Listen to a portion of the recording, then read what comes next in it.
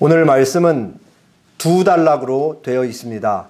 18장 31절에서 34절까지가 첫 번째 단락이고요. 예수님께서 마지막으로 제자들에게 자신이 고난을 받으시고 죽으시고 그리고 부활하실 것을 말씀하시는 장면입니다. 그리고 다음 단락은 예수님과 한 맹인이 만나서 대화하고 예수님께서 그 맹인을 고쳐주시는 장면입니다. 우리는 지난주에도 두 개의 단락을 같이 보았죠. 첫 번째 단락은 예수님께서 말씀하신 하나님 나라와 어린 아이들의 특징, 그래서 의존성을 말씀하셨죠. 의존성. 어린아이가 모든 것을 부모에게 의존하고 의탁하듯이 하나님 나라는 그와 같은 자들이 들어갈 수 있다 말씀을 하셨습니다. 그리고 이어지는 다음 단락에서는 부자 관리가 어떻게 하면 내가 영생을 얻겠습니까? 라고 질문하며 예수님께 나와왔었죠. 그러자 예수님께서 그 부자 관리에게 영생에 이를 수 있는 길에 대해서 말씀을 하셨습니다. 가난한 자들에게 내가 가진 것을 다 팔아 나눠주고 너는 나를 따르라고 하셨죠. 이 사람이 지금까지 한 번도 서보지 못했던 참된 이웃사랑에 예수님께서 이 사람을 세우셨습니다. 그러자 이 사람은 근심하며 떠나가죠. 이 사람이 왜 근심하며 떠나가냐? 단순하게 이 사람이 돈이 많았기 때문에 근심하며 떠나갔다라는 것이 아닌 것을 말씀드렸습니다. 예수님이 이 사람에게 요청한 것의 진의는 모든 것을 버려두고 나를 따르라 그랬던 거죠.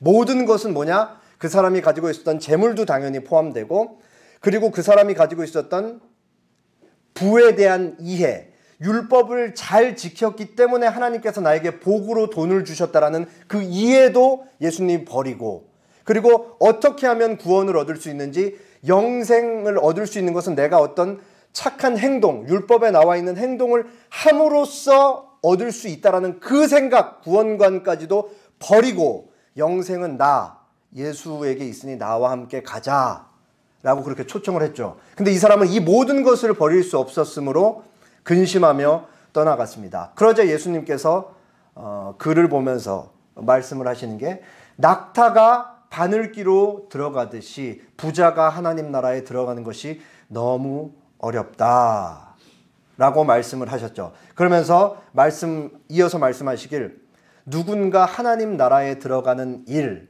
누군가 영생을 얻는 일은 오직 하나님의 뜻으로만 가능한 것이다 라고 그렇게 말씀을 하셨습니다. 그리고 마지막으로 예수님께서는 우리가 주님을 쫓았습니다, 모든 것을 버려두고 주님을 쫓았습니다라는 베드로의 말에 하나님 나라를 위해 모든 것을 버린 자들은 현세에서 오직 하나님께서만 주실 수 있는 보상, 이 땅에서 누릴 수 있는 보상, 하나님께서 주실 수 있는 참된 안식과 평안, 기쁨과 같은 것들이 있고, 교회에서 만나는 새로운 가족들도 될 수 있고, 그러한 것들을 받아 누리면서 동시에 내세에서는 영원한 생명을 받아 누릴 것이다 라고 그렇게 말씀을 하셨죠. 그리고 오늘 본문이 이어집니다. 빨강색과 검정색으로 나눈 이유는 서두에 제일 처음에 말씀드렸지, 이제 두 단락으로 되어 있기 때문에 그래요. 18장 31절에서 33절은 예수님께서 마지막으로 죽음과 부활 예고를 하시는 장면이고, 18장 34절에는 제자들이 하나도 깨닫지 못했다라고 그렇게 나와 있습니다. 그리고 이제 그 다음에 다음 단락으로 넘어가서 18장 35절에서 37절에는 상황이 기록되어 있죠. 예수님께서 여리고에 가까이 계셨을 때 한 맹인이 앉아있는 곳을 지나가셨다 하는 것이 상황이에요. 그리고 예수님께서 지나간다라는 소문을 듣자, 앞을 보지 못하니까 이제 얘기를 듣자 18장 38절에 맹인이 예수님께 간청을 하죠. 나를 불쌍히 여겨주세요. 그리고 18장 39절에 앞서가는 자들이 막 이 사람을 호되게 꼬주셨어요. 막 소리 지르지 못하게 방해된다고. 그러자 맹인이 포기하지 않고 다시 한번 예수님께 나를 불쌍히 여겨주소서 그렇게 얘기를 합니다. 그러자 예수님께서 멈춰서서 이제 그 사람을, 맹인을 데리고 오라 하시면서 이어지는 대화의 장면이 18장 40절에서 42절, 그리고 마지막 18장 43절의 결과, 그가 예수를 따랐다 라는 장면으로 오늘 본문이 끝난 것을 알 수가 있습니다. 오늘 말씀을 통해서 예수님을 보는 자, 보는 사람의 삶, 어쩌면 아직도 보는 것이 부족한 자가 될 수도 있고 이미 보게 된 자의 삶, 예수님을 보는 것은 무엇인가에 대해서 한번 생각해 보도록 하겠습니다.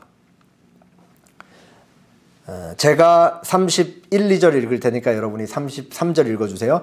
예수께서 12제자를 데리시고 이르시되 보라 우리가 예루살렘으로 올라가노니 선지자들을 통하여 기록된 모든 것이 인자에게 응하리라.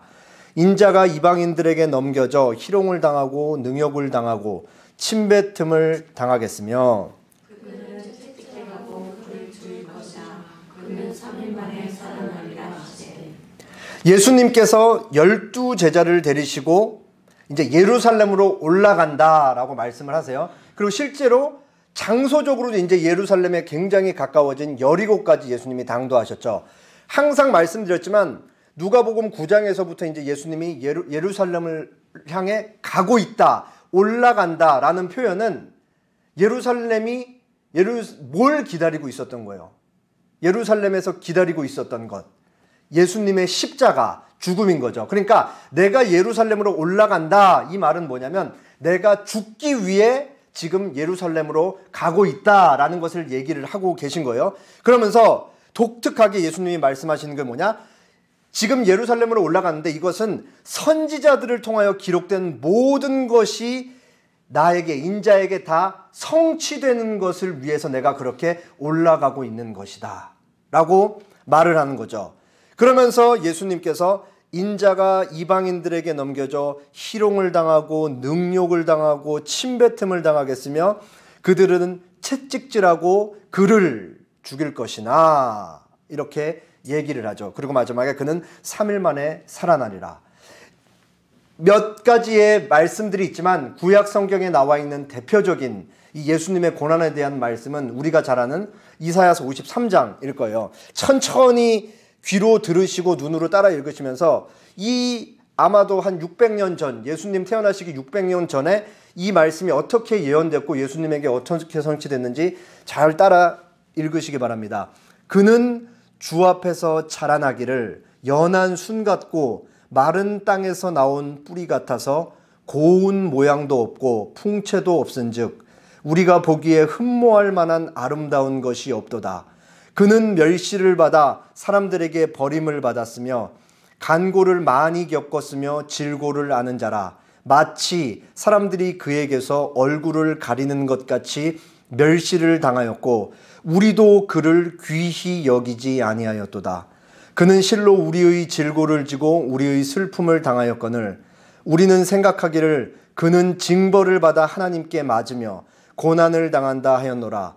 그가 찔림은 우리의 허물 때문이요 그가 상함은 우리의 죄악 때문이라. 그가 징계를 받음으로 우리는 평화를 누리고 그가 채찍에 맞음으로 우리는 나음을 받았도다. 우리는 다 양 같아서 그릇 행하여 각기 제 길로 갔거늘 여호와께서는 우리의 모두의 죄악을 그에게 담당시키셨도다. 그가 곤욕을 당하여 괴로울 때에도 그의 입을 열지 아니하였으며 마치 도수장으로 끌려가는 어린 양과 털 깎는 자 앞에서 잠잠한 양같이 그의 입을 열지 아니하였도다. 우리는 이 말씀을 들을 때 고난받는 그에 대해서 당연히 직관적으로 예수님을 떠올리는 거예요. 왜냐하면 신약 성경 내용을 우리는 이미 다 알고 있기 때문에 그렇죠. 그런데 제자들은 이런 말씀들을 듣고 보면서 예수님과 연결을 짓지 못하는 거예요. 제한적인 건 뭐냐면 당시에 대다수의 사람들은 글을 읽지 못했기 때문에 회당에서 진행되는 회당 예배를 통해 예수님에 대한 구약 성경에 대한 지식을 얻게 되는데 그것이 전부 다 율법 교사들에 의한 가르침으로 형성되었기 때문에 잘 제한이 여전히 있는 것이죠. 그러면은 당시에 구약 성경을 가르쳤던 율법 교사들이 뭘 가르쳤고 어떤 메시아에 대해서 가르쳤냐? 승리자 메시아에 대해서 가르쳤잖아요. 로마 제국으로부터 유대라는 나라를 독립시켜줄 강한 메시아, 그들에겐 약한 메시아는 없는 거죠. 죄송합니다. 그들에게는 약한 메시아는 없는 거예요. 영광의 메시아만 있기 때문에 여기 이사야서 53장에 나와 있는 이렇게 고난받고 약한 모습은 메시아이신 예수님과 매칭을 시킬 수가 없는 거죠. 제자들은 그 예수님을 메시아로 명확하게 알고 있지만 당시 사람들과는 분명히 다른 질적인 내용을 갖고 있음에도 불구하고 여전히 당시 사람들이 일반적으로 알고 있었던 메시아와 여전히 맞닿아 있었던 게 있었죠. 그게 뭐냐? 예수님을 통해 이루어질 메시아 왕국은 어떤 것이냐?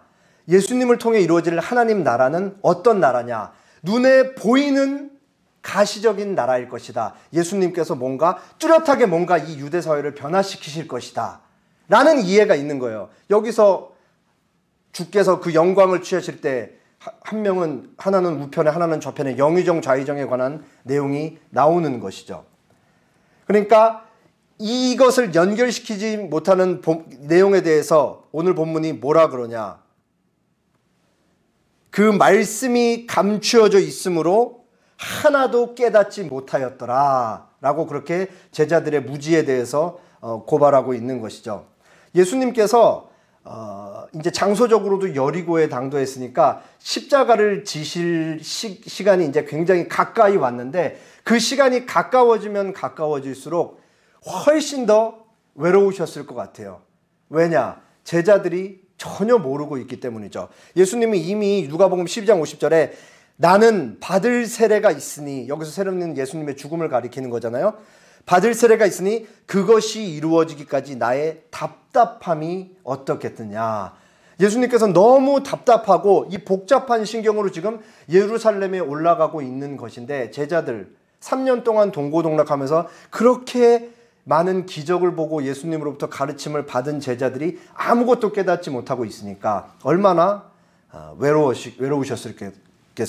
더 나아가서 예수님이 하나님이지만 동시에 인간으로서 가졌을 극심한 두려움, 또 우리는 간과할 수가 없는 것이죠. 그래서 신약 성경학자 핸드릭스는 예수님께서 느끼셨을 두려움과 예수님이 그 두려움 앞에 얼마나 굳은 의지를 갖고 지금 서 계시며 십자가를 향해 걸어가고 계신지 이렇게 설명합니다. 그 공포는 매우 실제하는 것이었으며 두렵게 하는 것이었음에 틀림없다. 그리스도께서는 그 공포가 자신을 향해 다가오는 것을 보고 계시는 것이다. 예수께서는 자신이 배신과 위선과 비방과 냉소와 고통과 자신을 덮치려고 위협하는 눈사태와도 같은 수치를 당하게 될 것을 이미 의식하고 있는 것이다. 그러나 그는 물러서지 않고 오히려 더욱 꿋꿋하게 서 있다. 그는 결단을 굽히지 않고 그곳을 향하여 곧바로 걸어간다. 왜냐하면 예수께서는 이것이 그의 백성들을 구원하기 위해 필요한 것임을 알고 계셨기 때문이다. 예수님은 죽음을 기다리고 있는 예루살렘을 가기 위해 여리고를 가십니다. 예수님께서 여리고로 가시는 그 과정에서 이제 오늘 본문의 주인공 맹인을 만나죠. 18장 35절에서 37절, 제가 36절까지 읽을게요. 여러분이 37절 읽어주세요. 여리고에 가까이 가셨을 때에 한 맹인이 길가에 앉아 구걸하다가 무리가 지나감을 듣고 이 무슨 일이냐고 물은데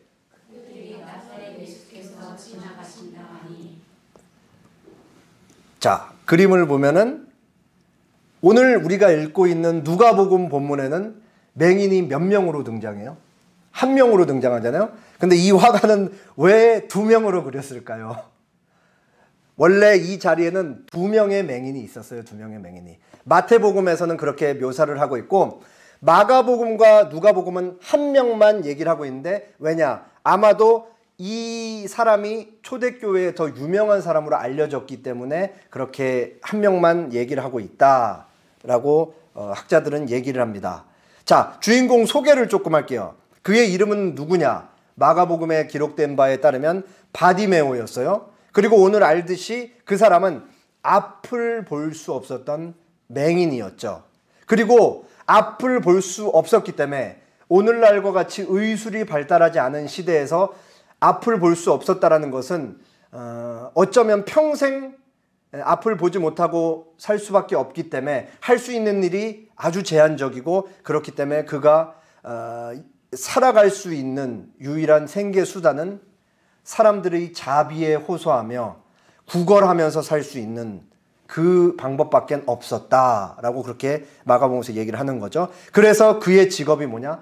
거지. 직업이라고 하긴 뭐지만 그를 거지였다라고 이렇게 명확하게 마가복음은 소개를 합니다. 여리고에는 세관도 있고 유동인구가 아주 많았기 때문에 거지가 구걸하기 아주 적합한 장소였을 것입니다. 바디메오가 이제 평상시와 다르지 않게 여리고 근처에서 늘 아마도 있던 자리에서 사람들에게 구걸을 하기 위해서 그 자리에 나가 있었을 거예요. 근데 워낙 평상시도 사람이 많지만 뭔가 다른 분위기를 감지한 거예요.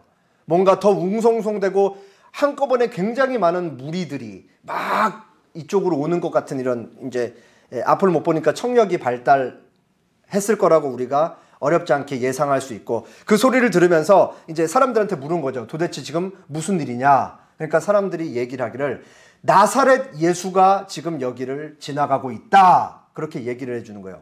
이때 당시에 예수라는 이름은 너무 많은 이름이었어요. 그래서 예수님께서 자라시고 공생의 전까지 사셨던 지역인 나사렛, 갈릴리 나사렛이라는 지역명을 따서 예수님을 나사렛 예수라라고 그렇게 얘기를 했던 거죠. 바디메오가 예수님께서 지나간다라는 그 얘기를 듣자 이제 예수님을 큰 소리로 외치면서 요청을 합니다. 그게 이제 18장 38절이에요.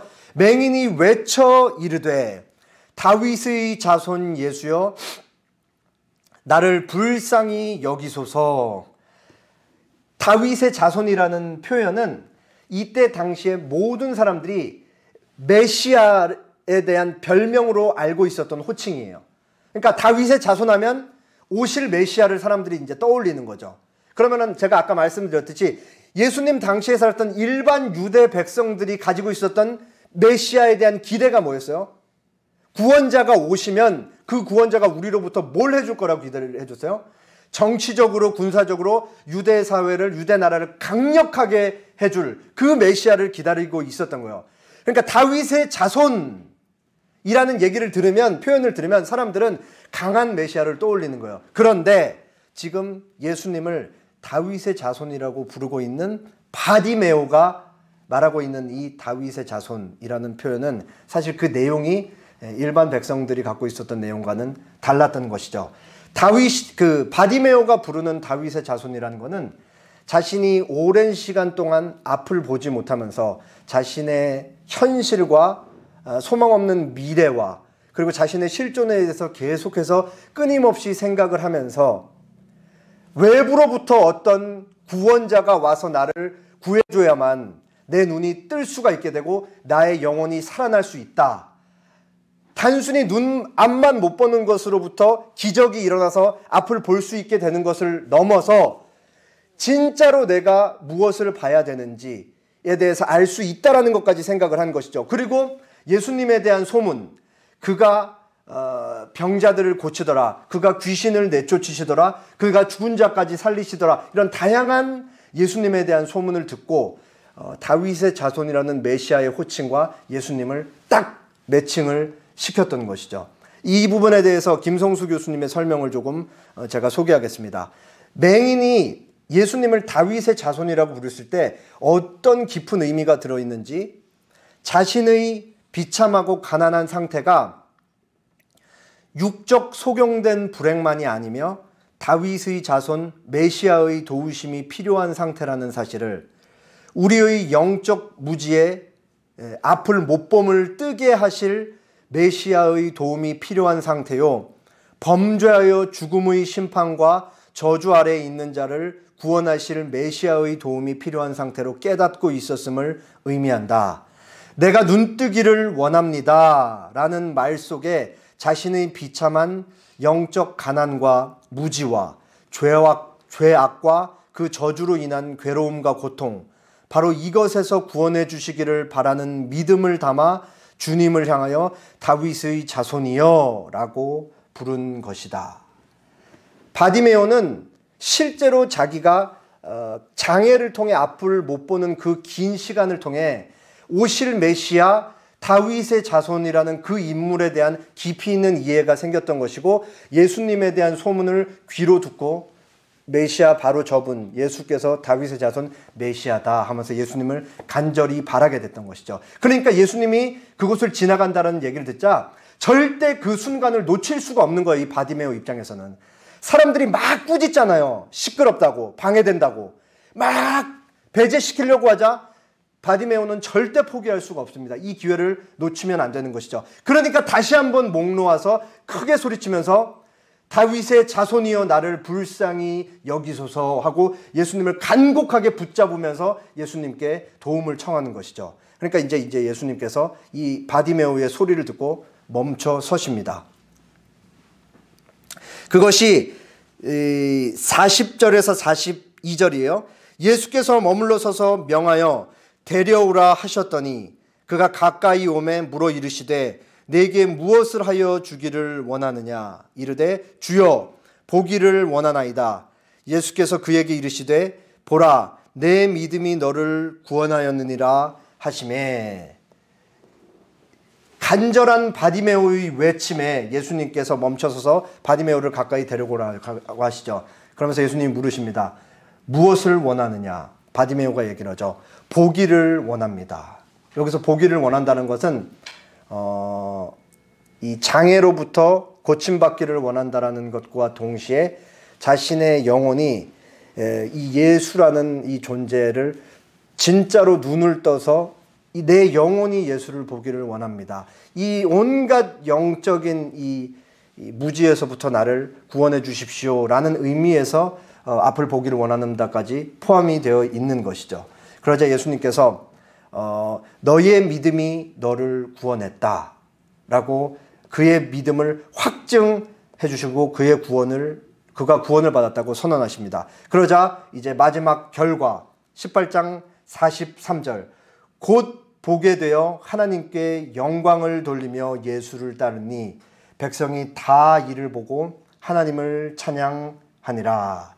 예수님께서 너의 믿음이 너를 구원했다라는 선언이 떨어지자마자 바디메오는 바로 앞을 볼 수 있게 됐죠. 육적인 의미에서도 앞을 보게 되고 영적인 의미에서도 앞을 보게 되었다. 영적인 의미에서 그가 앞을 보게 되었다는 사실을 어떻게 알 수 있냐? 그가 예수를 따랐다라는 표현을 통해 알 수 있는 것이죠. 예수를 따랐다라는 표현 지난주에 자세하게 설명드렸잖아요. 제자가 되었다라는 표현이 의미가 이미 그 안에 속해 있는 거예요. 그러자 이제 주변에서 이 사건을 목격한 사람들이 막 하나님을 찬양하기 시작하죠. 앞을 보지 못해서 길 저변에서 길 가에서 구걸을 하며 거지로 평생을 살아갈 수밖에 없었던 그 바디메오가 이제는 예수님을 만나서 예수님께서 고쳐주심으로써 예수님을 보게 된 자로서 이제는 예수님께서 걸으시는 그 길 위에 예수님 뒤에 쫓아가게 되었다라는 이야기가 오늘 본문의 이야기죠. 그렇게 길가에 버려진 인생이 예수님을 만나 완전히 변화되어 예수님의 제자가 되었다라는 이야기입니다. 그의 눈 뜨고 난 이후에도 바디메오의 주변은 다 똑같았을 거예요. 가족이 그대로였고 친구가 그대로였을 것이고 친척이 그대로였을 것이고 사는 집이 그대로였을 것이고 주변 환경도 달라진 게 하나도 없었을 거예요. 그러나 단 한 가지 변한 게 있죠. 무엇이 변했어요?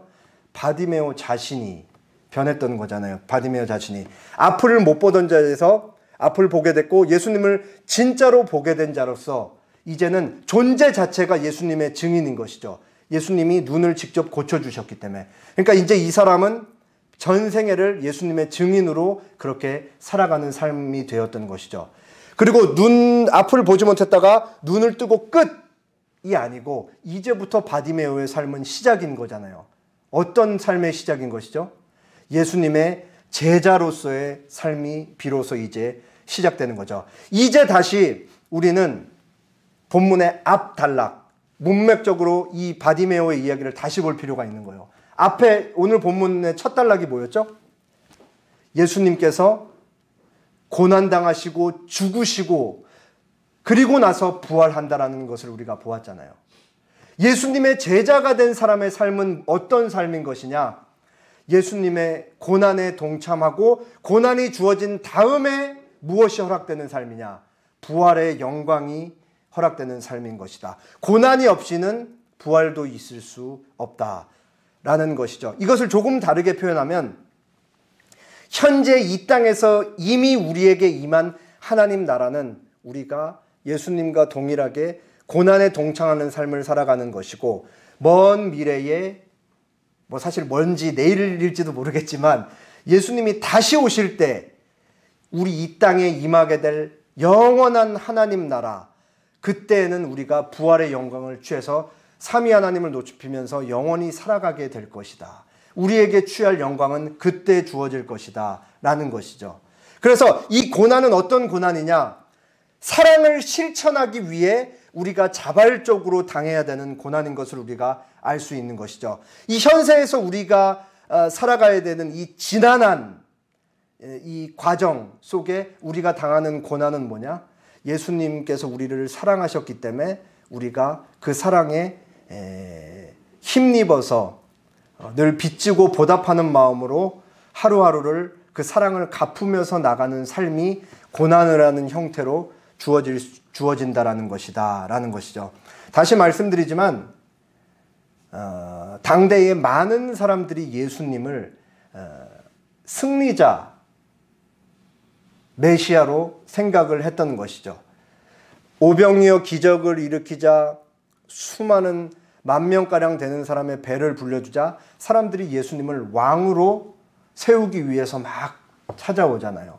어쩌면은 오늘날 우리도 기독교 신앙을 갖고 예수님을 하나님이라고 생각하면서 예배를 드리고 있으면서도 동시에 약한 예수, 약한 메시아에 대해서는 우리도 굉장히 기피하고 있을지도 모르는 거예요. 왜냐하면 우리는 본성적으로 약한 걸 너무 싫어하죠. 좀 더 좋기를 바라고, 꼴도 낫기를 바라고, 좀 더 좋은 외형을 갖추기를 원하고, 좀 더 좋은 직업을 갖기를 원하고, 조금 더 윤택한 삶을 갖기를 원하고, 그냥 그게 인간 본성이 원하는 거잖아요. 그렇기 때문에 어떤 의미에서는 우리가 예수님을 믿는 방식조차도 자꾸 강한 거를 추구하기 위해 예수님을 끌어다가 그렇게 예수님이 당신은 강하셔야만 합니다. 그리고 강한 것을 우리에게 주셔야만 합니다로 기독교 신앙을 가져올 수가 있다라는 것이죠. 그런데 성경이 말하는 예수님은 그런 신으로, 그런 인간으로 이 땅에서 살질 않으셨죠. 이사야서 53장에 당장 오늘 확인을 했잖아요. 예수님에 대해서 뭐라고 묘사를 하고 있어요? 마른 땅에서 나온 뿌리 같아서, 마른 땅에서 나온 뿌리 같아서 고운 모양도 없고 풍채도 없은즉 우리가 보기에 흠모할 만한 아름다운 것이 전혀 없이 사셨던 거예요. 예수님의 공생애가. 거기에 어디 강한 메시아가 있어요. 거기에. 또 뭐라고 나와 있어요? 마치 도수장으로 끌려가는 어린 양과 털 깎는 자 앞에서 잠잠한 양같이 입을 열지 않고 무력한 모습으로 십자가에 끌려가서 그렇게 못 박히신 거잖아요. 이렇게 무력한 신이 어디 있어요, 세상에. 기독교의 신이 그런 거예요. 기독교의 신이. 예수님의 십자가는 그러면 도대체 무엇을 의미할까요? 유대인들의 기대대로 메시아이신 예수님께서 전능한 능력을 발휘해서 로마 제국을 싹 쓸어버리고 유대 사회를 다윗 왕조가 이룩했던 그 멋진 그 독립 왕국으로 복원했다면은 예수님은 어떤 메시아로 남아 있었을까요? 예수님은 과연 죄인들을 구원하기 위한 그런 구원자로 남아 있을 수 있을까요? 만약 그들의 기대대로 예수님께서 유대 왕국을 건설하셨다면 예수님은 그저 편협한 민족주의자로 남아있지밖에 않았을 거예요. 그저 유대인들만을 위한 신으로, 예수 메시아로 남아있었을 것이죠. 그러나 예수님께서 사셨던 하나님 나라, 예수님을 통해 임한 하나님 나라, 그리고 예수님께서 우리에게 주시고자 하는 하나님 나라는 힘으로 지배하는 나라도 아니고 힘에 의해 지배되는 나라도 아니기 때문에 예수님께서 그렇게 보잘것없는 모습으로 무력하게 이 땅에서 살다 갔던 것이죠. 그러니까 사람들이 기대하는 메시아는 영웅을 기대하고 있는 것이지만 실제로 예수님이 이 땅에 오셔서 죄인들을 위해 십자가에 못 박히는 그 과정은 영웅은 없는 거예요. 아주 약하고 전능하신 하나님께서 이 땅에 내려와서 가장 낮아진 모습으로 그렇게 성육신하셔서 하루하루를 살아가는 그 모습만 있는 것이죠. 그리고 예수님께서 제자들을 동일한 길로 부르시는 것이죠.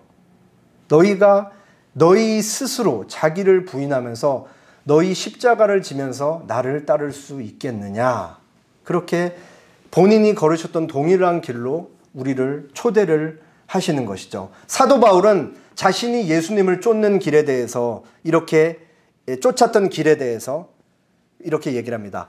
우리가 사방으로, 고린도후서 4장 8절에서 14절이에요. 우리가 사방으로 우겨쌈을 당하여도 쌓이지 아니하며 답답한 일을 당하여도 낙심하지 아니하며 박해를 받아도 버린 바 되지 아니하며 거꾸로 뜨림을 당하여도 망하지 아니하고, 바울이 다 당했던 일이죠.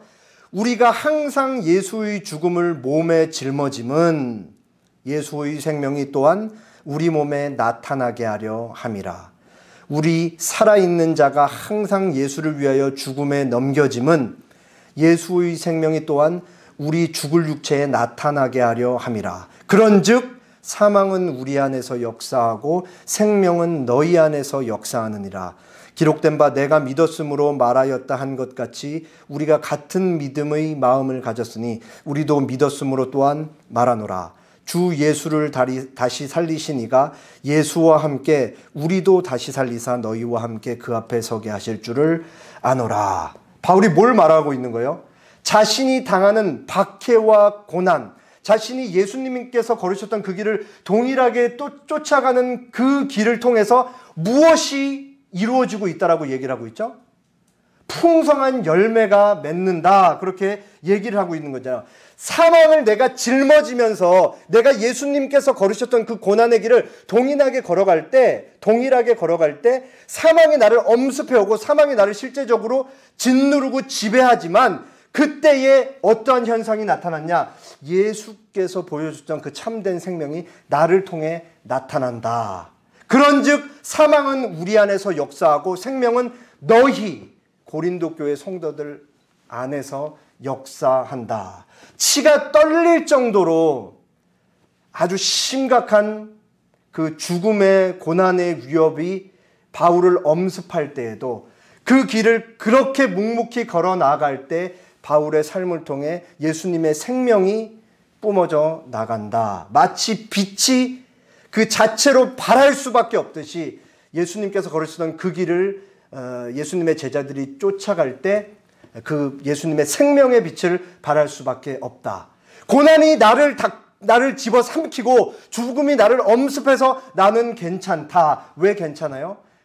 예수 그리스도를 다시 살리신 이 하나님께서 예수님을 다시 살리셨던 것과 같이 우리도, 예수님을 믿는 우리도 다시 살리실 것이기 때문에 괜찮다.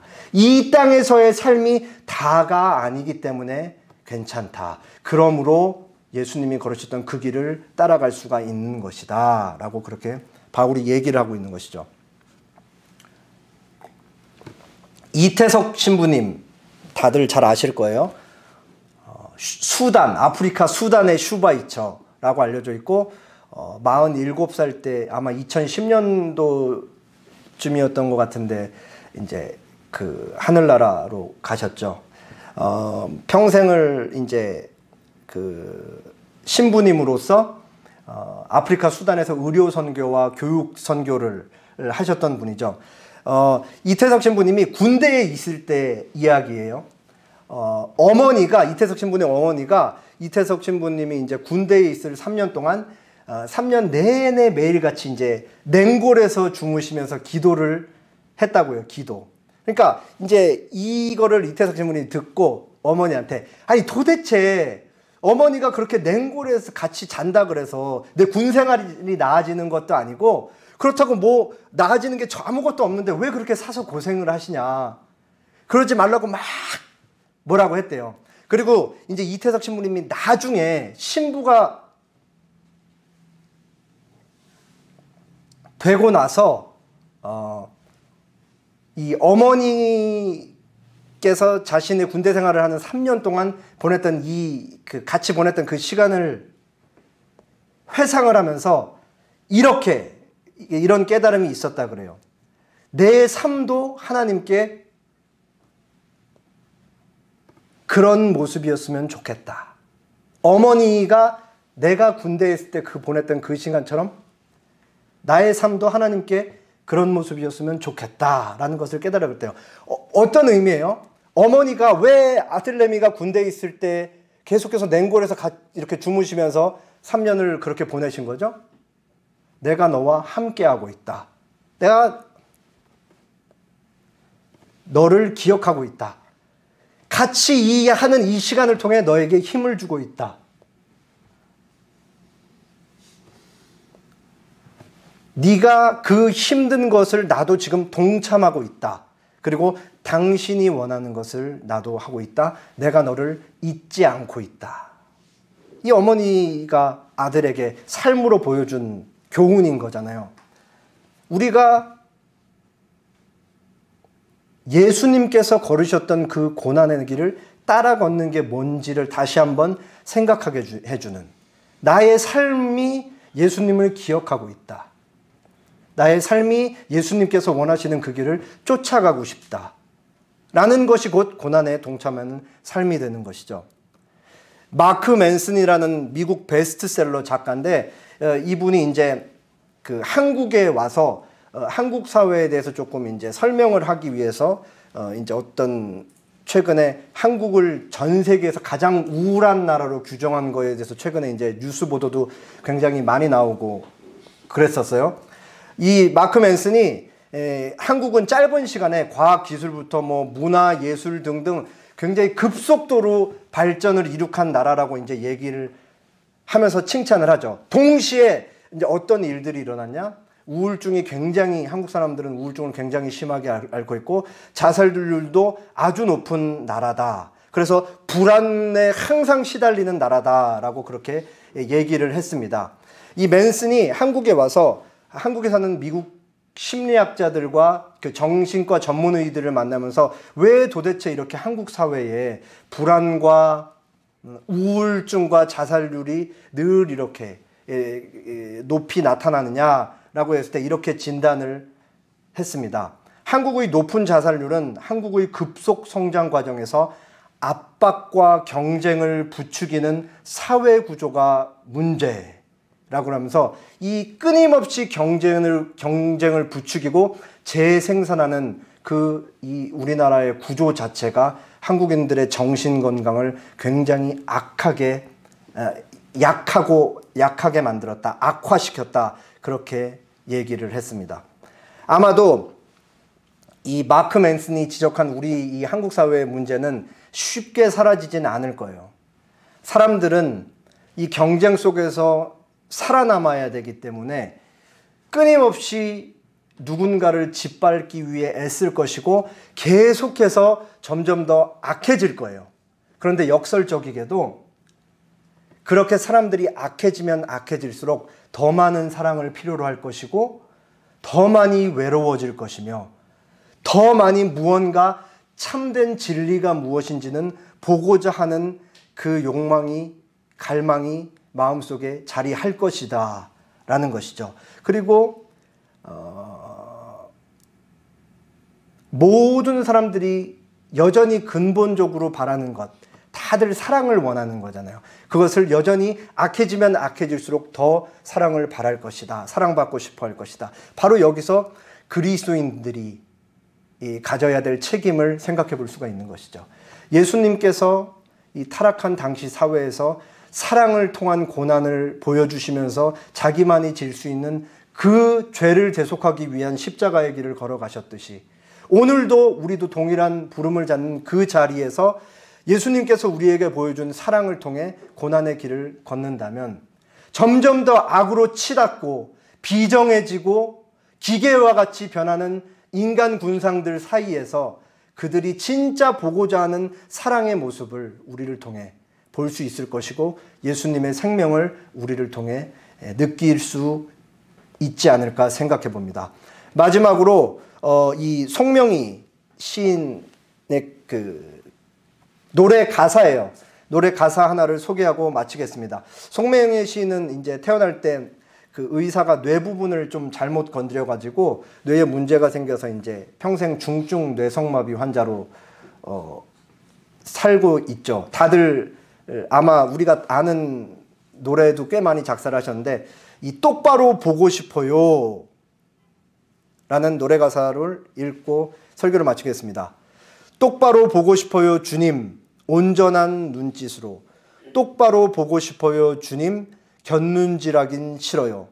하지만 내 모습은 온전치 않아 세상이 보는 눈은 마치 날 죄인처럼 멀리하며 외면하네요.